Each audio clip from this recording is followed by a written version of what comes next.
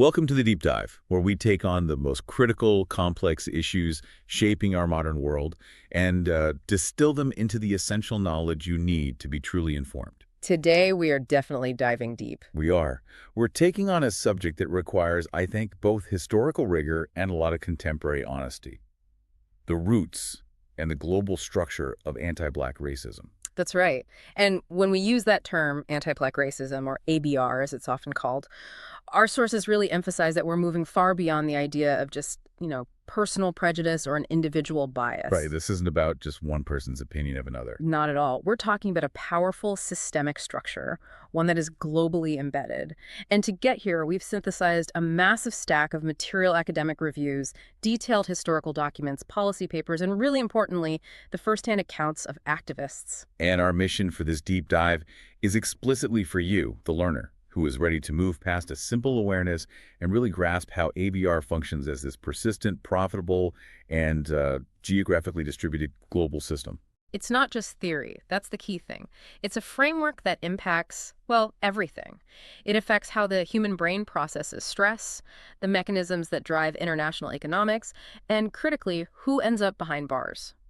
So to organize what is a monumental discussion, our sources have guided us through four sort of essential questions. They have. First, we need to investigate how ABR physically filters into development, especially during adolescence. Then we have to understand the critical variability of its effects, because the experience of being Black is not uniform across the globe. That's a huge point. A huge point. Third, we have to examine exactly how ABR physiologically impacts neurodevelopment and, long-term health outcomes. And then finally, we'll look at the concrete, organized pathways that already exist for effective interventions and the necessary difficult work of dismantling these systems. And to do any of that, we have to start at the foundational moment, because anti-Black racism is explicitly defined by its unique historical anchor. Exactly. It's rooted specifically, and you could say cynically, in European colonialism, the transatlantic trade in humans, and the intentional oppression of Black people that's been ongoing since the 16th century. It set up what historians have termed a unique hierarchy. A hierarchy of power and opportunity designed specifically and relentlessly to disadvantage people of African descent for profit. That historical anchor is so critical because it explains why this form of racism is structured differently than other forms of prejudice. How so? Well, it was engineered not just for social exclusion, but for mass, long-term economic exploitation. And a system like that required a total ideological dehumanization of a people. Okay, let's unpack that. That catastrophic origin point. The true inception of these anti-Black logics, which wasn't just about marginalization. It was this grotesque event that marked Africans as fundamentally other. And perfectly suited for continuous extraction. We're talking about the large-scale sale of Africans by the Portuguese, starting in 1444. Yeah, that's a pivotal date. It really signifies the moment that the logic of enslavement shifted on a global scale. I mean, before this period, enslavement often happened situationally. Like prisoners of war. Prisoners of war, people paying off debt. It was horrific, yes, but it wasn't usually inherited, and it wasn't based purely on appearance. With the Portuguese moving into West Africa, a whole new moral and legal framework had to be constructed. They needed justification. A powerful one. Africans were specifically marked as the exception to natural law. This justified a brutal, perpetual, generational enslavement purely for the purpose of accumulation and, well, capitalist profit. And that system had to fundamentally render Black lives disposable. Yes. That idea of disposability. Yeah. It feels like the dark thread running through the entire history of capitalist development. It absolutely is. And this is why the language we use today really matters so much. As you pointed out, historians have been advocating for a crucial shift in terminology. We often hear the phrase transatlantic slave trade. Right, it's just the common term. It is, but that framing is problematic. Our sources strongly push us to adopt a more active, more truthful term, the transatlantic trade in humans. The difference there feels essential, but I think it's easy to miss.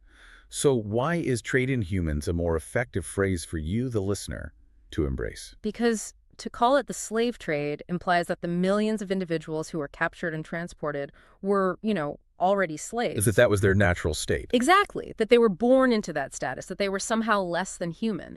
Using trade in humans forces you to confront the stark intentional reality. These were individuals. They were born human and free, and they were violently captured, kidnapped, and forcibly made into slaves. Through an immoral, mechanized, and just grotesque system. It forces us to confront that core ideology that emerged to justify it all.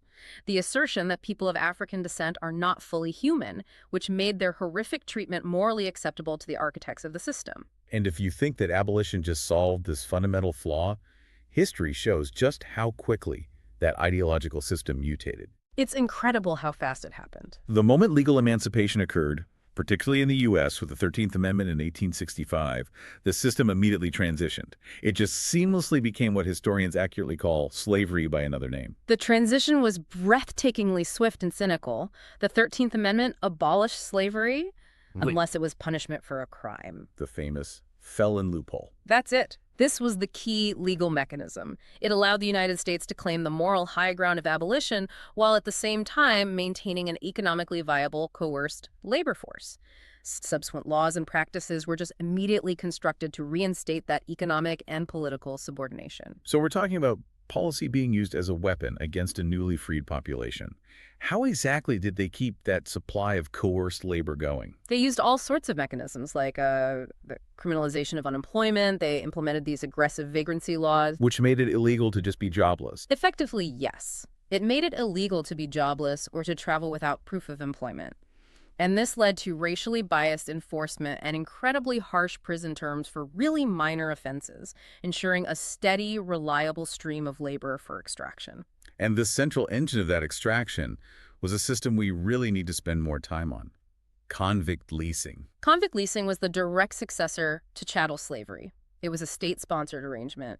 Black men, women, even children were disproportionately arrested under these new vagrancy laws and black codes. And then what happened to them? They were leased out to private companies, railroad builders, mining operations, plantation owners. The state collected the fees, not the laborers themselves. This provided a forced African-American labor force directly to private entities. So it's just a pure profitable exploitation mirroring slavery itself. And often in conditions that were even more brutal because, the owners had no long-term financial interest in keeping the leased convict alive. And for those who weren't directly incarcerated, you had the economic trap of sharecropping. Exactly. Abusive sharecropping arrangements ensured black families just could not accumulate wealth. Landowners imposed these exorbitant fees, high interest rates, unfair accounting practices, Creating a cycle of debt. a perpetual debt obligation that financially yoked black families to the land and the landowner. They'd work all year only to find they owed more at harvest than they had earned. This was the engineered failure of economic opportunity. It ensured that black people could not build generational wealth or leverage their freedom into any kind of prosperity. So the tragic result of this history wasn't just the physical hardship and the economic devastation. It was also the ideological groundwork for modern bias. Yes. The uncritical observation of these outcomes, seeing vast incarceration, seeing poverty, seeing economic instability, it reinforced these false, deep-seated associations. It reinforced the idea that blackness was somehow inherently associated with criminality, with indolence, with poverty, rather than understanding that these conditions were the direct intended outcomes of state policy and economic engineering. So this historical violence laid the groundwork for contemporary systemic bias. It did, and the emotional and social toxicity created by these policies exposes marginalized populations to disproportionately high levels of stress and environmental harm today. That concept of engineered exposure to toxicity, that feels like a perfect, if painful, transition point. When we talk about anti-Black racism being systemic, we're talking about something that literally gets past the skin, past policy, and physically affects health outcomes and neurobiology. The public health data is, it's impossible to ignore. Citing increasing suicide rates, patterns of early onset of chronic disease, especially among Black youth. And this is where the academic sources bring in the concept of toxic stress, which is the measurable physical manifestation of chronic exposure to racial stressors and discrimination. It's not just, feeling stressed. It's a constant biological state of red alert. Okay, let's unpack that biological reality. How does that constant state of alert physically disrupt the brain? Well, the brain is constantly adapting, and this toxic stress disrupts crucial neural pathways. It particularly impacts areas associated with emotional regulation, the stress response, what's called the HPA axis, and really importantly, executive functioning. And executive functioning governs things like planning, decision-making. Planning, decision making, impulse control, exactly. If your body is constantly preparing for a threat, it downgrades resources for those higher level cognitive tasks. So if a Black adolescent is constantly experiencing microaggressions or witnessing institutional violence, their brain is literally prioritizing survival over things like, say, focusing on algebra or developing long-term plans. Precisely. The downstream effects are heightened anxiety, chronic depression, difficulties in cognitive processing, which in turn impair academic performance and social interactions. This constant state of neurobiological weathering, as some researchers call it, physically increases vulnerability to mental health disorders and adverse health outcomes. Things like hypertension, diabetes. Hypertension, diabetes, even premature aging. ABR is an external form of discrimination that produces measurable internal biological harm. And this toxicity isn't just limited to the psychological or social realm. It's physical pollution. We need to look beyond the traditional historical lens of redlining in cities and recognize how ABR manifests as environmental injustice, even in modern, often rural settings. This is a devastating and extremely current example. We're seeing the emergence of what the sources call rural ghettos. These conditions are driven by contemporary economic and environmental shifts, and they often involve modern technological development affecting historically marginalized communities. I found the specific example of AI research in data centers really alarming. How are these massive modern tech structures connected to environmental racism? It's the infrastructure required to power them. These data centers are being established in historically Black neighborhoods that already carry a legacy of environmental degradation, often because the land is cheaper and the residents have less political capital to resist. And they use a massive amount of power. Immense power. And sometimes they install unpermitted gas turbines right in the community to power them. The health impact is immediate and dramatic. These facilities have been linked to an astonishing 79% rise in nitrogen dioxide levels among residents. 79%. I mean, that's not a subtle difference. That is a community being forced to breathe polluted air so that a tech company can run its cloud services. That is the reality.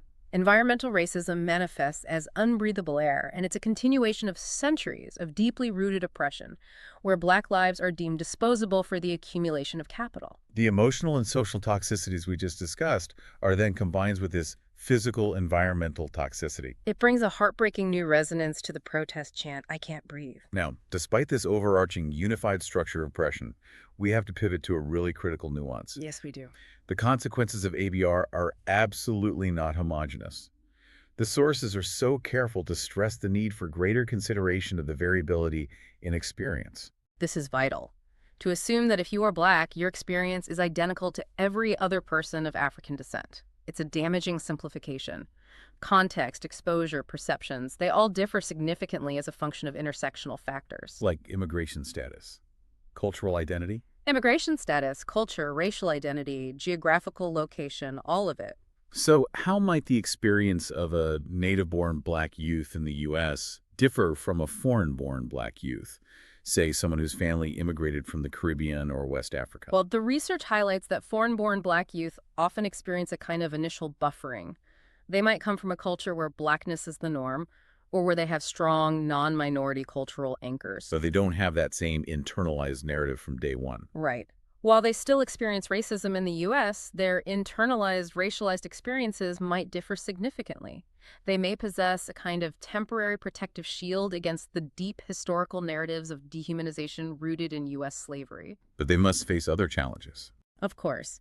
They might face challenges unique to their immigrant status, like documentation issues or linguistic barriers.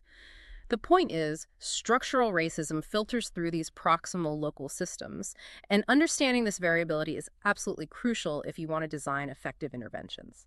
It sounds like we need to recognize the complexity of identity to truly combat the monolithic nature of the oppression. Let's follow that structural racism directly into the halls of justice, or what has been more accurately described as the criminalization pipeline. A pipeline that our sources confirm traces its operational roots directly back to fugitive slave patrols. So policing originated not as a public service providing safety for all, but as a mechanism for enforcing racial hierarchy and property rights. And that mechanism was turbocharged by the mass incarceration project we mentioned earlier, the one facilitated by the 13th Amendment's loophole. Right. If freedom is conditional upon not being a felon. Then systematic, aggressive criminalization becomes the new engine of racial inequality. It takes on the direct punitive and exploitative functions of the anti-Black tradition. The statistics are horrifying, and they just underscore the sheer scale of the machine we're discussing. They really do. I mean, consider the scale. The U.S. accounts for just 5% of the world's population, yet it holds 25% of the world's prisoners. A quarter of all prisoners on Earth. And African Americans, who constitute only 13% of the U.S. population, tragically make up 40% of the prison population. This translates to 1 in 15 Black men being behind bars. And it doesn't stop there. No. It compounds the issue. 1 in 13 African Americans nationally are disenfranchised from voting due to felony convictions. And this isn't just poor social policy. This is a highly optimized economic model. The prison industrial complex is immensely privately profitable. It's the ultimate operationalization of disposability. Private corporations yield massive profits from this modern form of exploitation. For instance, CoreCivic, one of the largest private prison companies, earns a staggering $752 million a year. From federal contracts alone. From federal contracts alone. This systematic incarceration replaces the economic function of convict leasing. Black bodies are operationalized not as property in the traditional sense, but as perpetually incarcerated, subsidized labor for profit. It becomes the default, politically convenient response to complex urban issues like poverty and lack of social services. It's so much easier. Why invest in schools or mental health centers when you could just police the problem into a cage? Exactly. And this economic engine of racial inequality is not unique to the United States. Anti-Black racism is deeply embedded in international law enforcement and judicial systems as well. Let's look at the UK, which often uses racial tolerance surveys to project a certain image, but where the outcomes tell a very different story, the justice system. The disparities in the UK are shocking.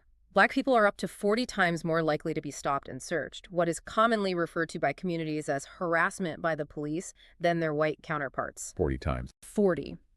Furthermore, they are 40% more likely to receive an immediate custodial sentence for drugs-related crimes than white offenders who commit the very same offenses.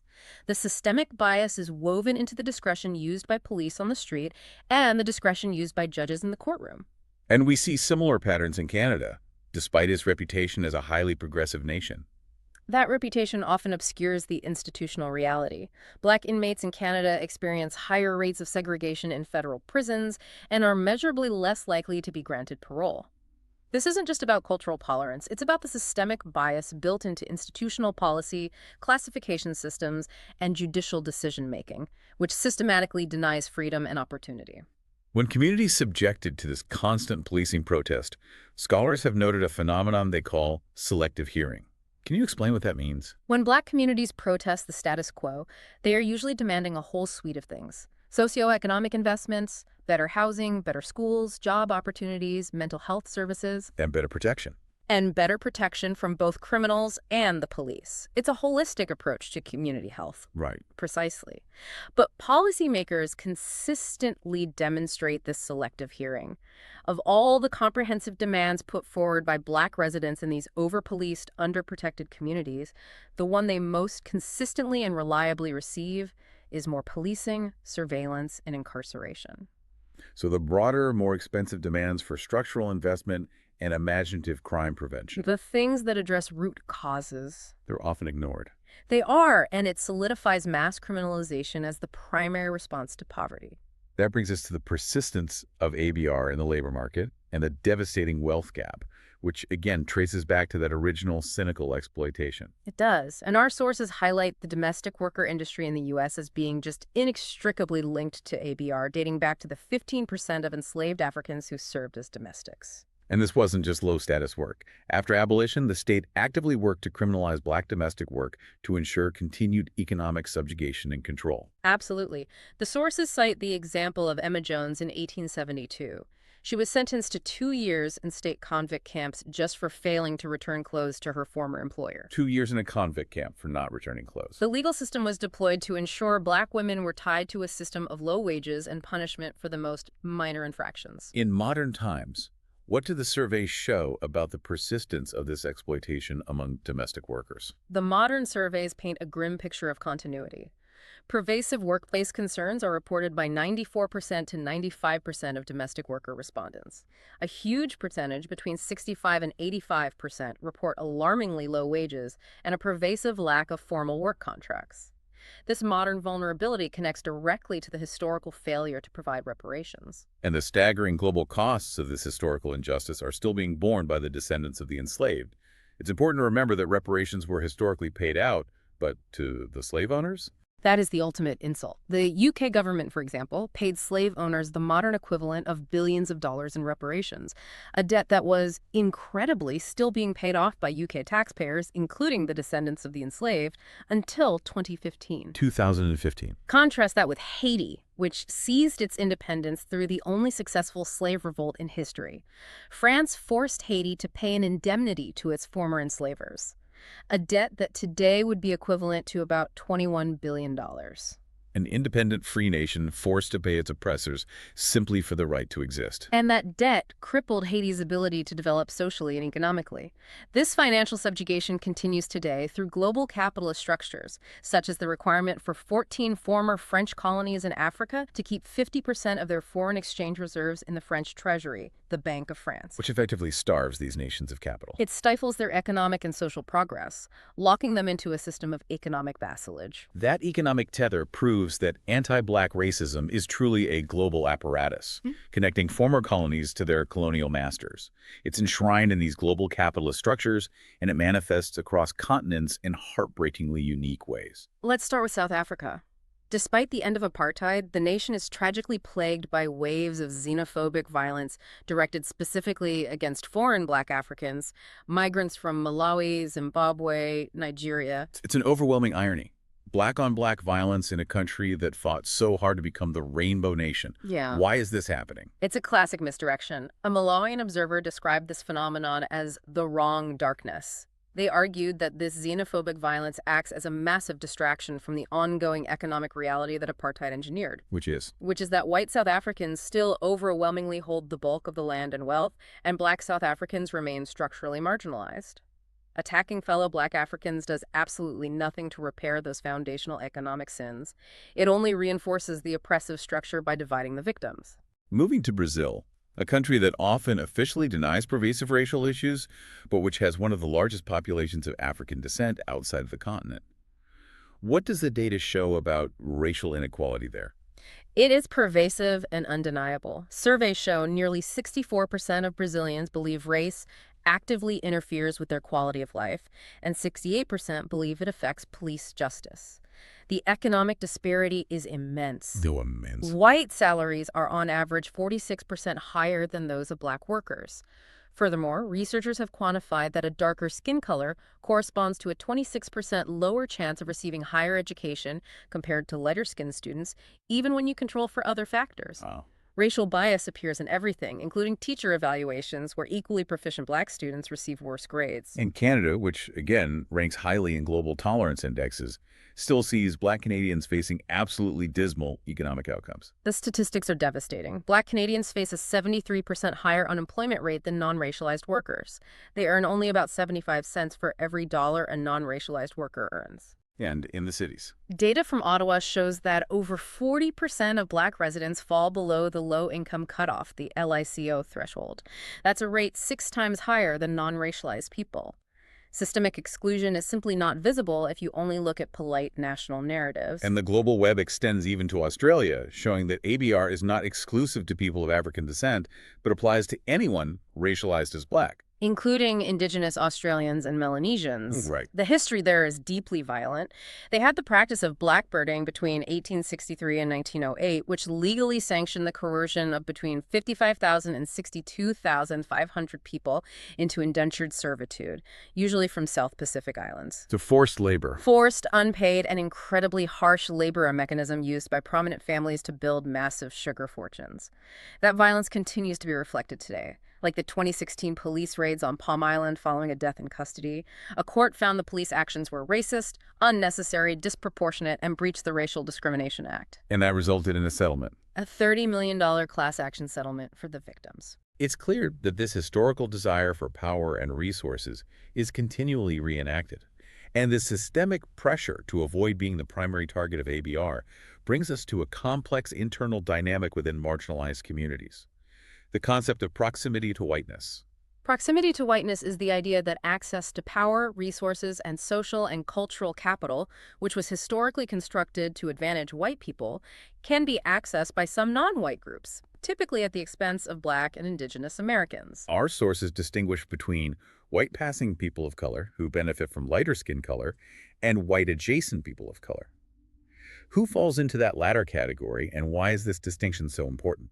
White adjacent usually refers to non-Black people of color, often including some Asian Americans. Their unique racial experience is frequently framed through the prism of the model minority myth. This myth that posits Asian Americans as exceptionally intelligent, quiet, successful. Yes, and it was not accidental. It was constructed for a specific political purpose, right? Absolutely. The model minority myth was intentionally created by political thinkers in the 1960s, specifically to provide a contrast to the negative stereotypes attached to Black people during the Civil Rights Movement. It was a classic white supremacist divide-and-conquer strategy, offering a conditional pathway to assimilation. So for white adjacent people of color, anti-Blackness functions as a mechanism for achieving success. It can, yes. They may game a fragile, conditional adjacency to whiteness, dependent upon their willingness to conform to the dominant culture, and critically, the extent to which they are either explicitly or implicitly anti-Black. This alignment grants access to professional and educational settings. So there's a reckoning there. A painful but necessary one. Non-Black people of color must reckon with how anti-Blackness, sometimes rooted in their own cultural histories of colonial domination, paved the way for their ancestors to succeed in the U.S. by distancing themselves from Black communities. It's a reckoning with the role of conformity. Understanding the profound complexity and devastating cost of ABR, which, by the way, has cost the U.S. economy a staggering $16 trillion over the last 2 decades alone. $16 trillion. And lost wages, suppressed opportunities, high health costs. It forces us to look for effective pathways to resistance and repair. The academic world offers one promising framework: the critical consciousness of anti-Black racism, or CCABR model. This model, which was derived directly from interviews with Black Lives Matter activists, is essentially a map. It's a map for moving from being a victim of racial trauma to being an agent of liberatory change. Okay, so it's a process. It is. It outlines a non-linear process for resisting racial trauma and promotes genuine systemic resistance. It identifies 3 core interlinked processes. Let's break down those stages, starting with the first one. Witnessing ABR. Witnessing ABR involves direct, personal, or vicarious exposure to racism, whether it's through your lived experience, seeing news footage, or even just social media consumption. This inevitably results in the second part of the stage, experiencing racial trauma. And what does that look like? It manifests as chronic cognitive and emotional burdens. The activists we studied described symptoms like intense anxiety, constant hypervigilance, and profound paranoia, often coupled with the fear of premature death or imprisonment. One activist reflected on living in a constant state of paranoia, constantly having to overthink and overcompensate, describing their daily life as feeling like being in a war zone. That sounds absolutely draining. How does one move from that state of chronic trauma and awareness into meaningful action? That's where the second core process comes in: processing ABR. Processing ABR is the key transition. It transforms mere exposure into critical awareness and agency. And it involves 3 specific types of growth. First, there's cognitive growth. What does that entail? That's where the individual begins to reframe their experiences.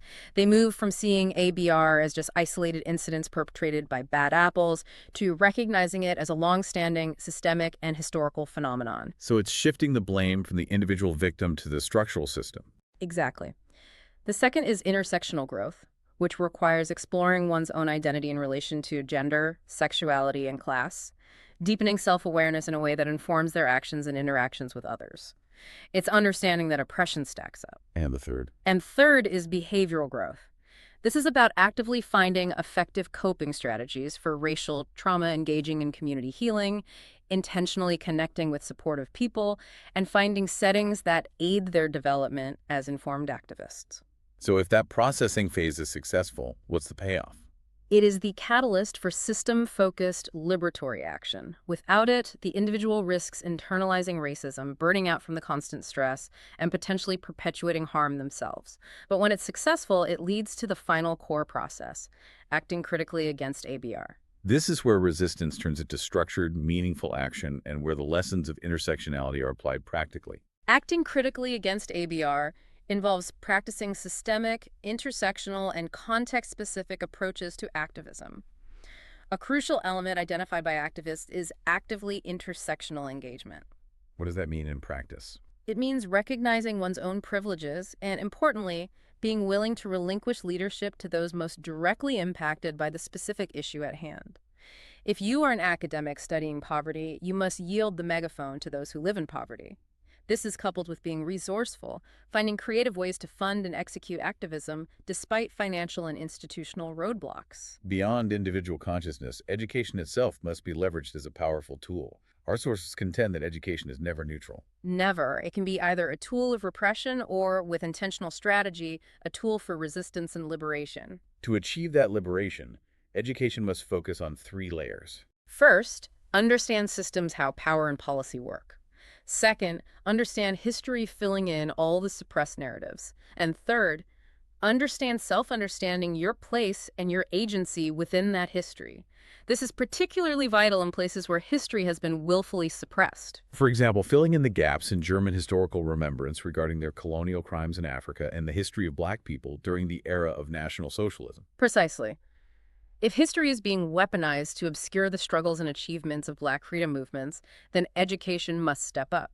This is where we engage with the Afro-pessimism critique. We should define that. What is the Afro-pessimism critique and why is it relevant here? Well, Afro-pessimism is a theoretical framework that argues that Blackness is fundamentally defined by social death and exclusion within the current Western system. The critique of Afro-pessimism, which is what the sources refer to, cautions against prevailing interpretations that focus so heavily on the inevitability of oppression that they minimize the actual profound history of resistance, resilience, agency, and political achievements of Black freedom movements. So education must tell the full story. The full story, the violence, but also the continuous, radical, and successful fight for freedom. Ultimately, the most concrete and challenging pathway to systemic repair is reparative justice. Our sources are unequivocal. Reparations are an indispensable way to acknowledge the massive past atrocity of slavery, To quantify the economic and psychological consequences it has in the present, and to establish a foundational framework for future dignity and equality. and this fight for reparations is not a modern fad. It has deep grassroots historical anchors. It really does. Consider the powerful yet often suppressed history of Callie House in the late 19th century. She organized the National Ex-Slave Mutual Relief, Bounty, and Pension Association, a grassroots movement of at least 300,000 Black people. 300,000 people, that is an enormous political mobilization. What were they demanding? They were advocating for ex-slave pensions after the Civil War. I mean, these were elderly people who had spent their entire lives as slaves, had generated immense wealth for others, and were now left with no Social Security, no savings, no support. And what was the state's response to this monumental demand for economic justice? Callie House was arrested and imprisoned on fraud charges for the simple act of using the mail to organize. The government used the devastating charge of using the mails to defraud against her, which established a powerful and terrifying pattern of suppressing political mobilization around economic justice. A tactic that was later repeated. It was, against figures like Marcus Garvey. The economic cost of continuing to suppress this justice is staggering. Beyond the $16 trillion ABR has already cost the U.S. economy, analysts estimate we stand to gain an estimated $5 trillion boost if inclusion across key areas like wages, housing, and education were to substantially improve. The challenge remains deeply rooted, however. Even modern diversity, equity, and inclusion efforts are often found wanting, especially in addressing the direct descendants of U.S. slaves. For instance, in higher education admissions, you see this selective aggregation of race data. What does that mean? It means that Black students who are descendants of slaves are often underrepresented, while Black students from second-generation immigrant families are increasingly common. So if the data isn't disaggregated, DEI metrics can completely fail to target the historical economic disadvantage that is the very legacy of slavery. It becomes a statistical sleight of hand. And given these deep systemic roadblocks, leveraging global frameworks becomes crucial. So what international tools are available to force governments toward accountability? Well, international organizations like the UN, UNESCO, and specialized mechanisms like the Expert Mechanism to Advance Racial Justice and Equality in Law Enforcement, or MLRR, play a vital role. They oversee compliance with major conventions on racial discrimination and can make powerful, legally defensible recommendations to governments worldwide. But again, recommendations are just words on a page if there's no pressure to implement them. Where does the real power for action lie? It lies with civil society. International bodies can tell governments what they must and mustn't do to further racial justice, but civil society must then demand its implementation. This is what we call the global strategy, Yeah. simultaneously focusing on local work while building a global coalition for maximum impact. You use those UN compliance standards as leverage against governments who wish to maintain some semblance of moral stature on the world stage. So it's about transforming localized advocacy into a viable, globally connected political platform. Recognizing the power of a persistent collective voice that cannot be ignored. We have journeyed through centuries of oppression, examining how anti-Black racism operates not as a historical footnote, but as an evolving, neurobiologically damaging, and profitable global system. A system embedded in law, economy, and culture. We have seen how the original sin of dehumanization continues to manifest in everything from polluted air to corporate profit margins. The road to racial equity is long and arduous. It requires unwavering commitment and the dismantling of these systems. We have to heed the wisdom of Dr. Martin Luther King Jr., who prophetically offered the clearest pathway out of this mess, connecting justice directly to peace.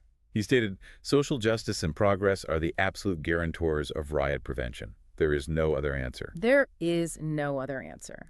And this requires us to look beyond being passive spectators, beyond simply sharing footage of Black suffering on social media and feeling temporary sympathy, and move towards sustained, genuine, critical action. We need to radicalize ourselves into action, using our strong and resilient culture to promote dialogue and reclaim the Ubuntu principle.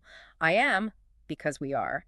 We must move past the fear of confronting the truth, even if that reality destabilizes someone's sense of security or resources. So we leave you with this final provocative thought to mull over. What historical narrative, one that destabilizes someone's sense of security or resources, are you willing to face, challenge, and act upon today?